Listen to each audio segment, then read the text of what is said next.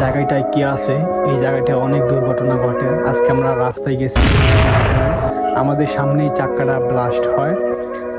আর আগামীকালকে সেম এই জায়গাটায় 3টা অ্যাক্সিডেন্ট হয়। তার আগে হয়েছে আপনার সেম এই জায়গাটায় একটা বাসে আগুন ধরে যায়। এই জায়গাটা কি আছে জানি না আমরা কেউ। তো আমরা যাই দেখি যে সামনের চাকাটা বারস্ট হয়েছে। তারা খুব কষ্ট করে কন্ট্রোল করছে, আর না হয় এটাও খাদের ভিতরে চলে যেত।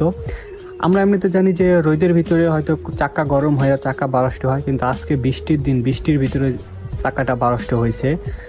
আমি শুনছিলাম এই জায়গায় নাকি কবর আছে, কিন্তু একমাত্র আল্লাহ পাক জানে যে এখানে কি হয়। এখানে এরকম কোনো দিন নাই যে দুই একটা গাড়ির চাকা বারস্ট না হয়। তো আমি সকল ড্রাইভার ভাইদেরকে বলবো, আপনারা পাঁচচর পার হইয়া মোল্লার বাজারে ঢোকার আগে আপনারা গাড়ির গতিটা একটু কমিয়ে দিবেন, কারণ এই জায়গাটা ভালো না। প্রতিনিয়ত এই জায়গাটা দুর্ঘটনা ঘটতেছে। তো প্রত্যেক ড্রাইভার ভাইরা এই জায়গাটা খুব সাবধানে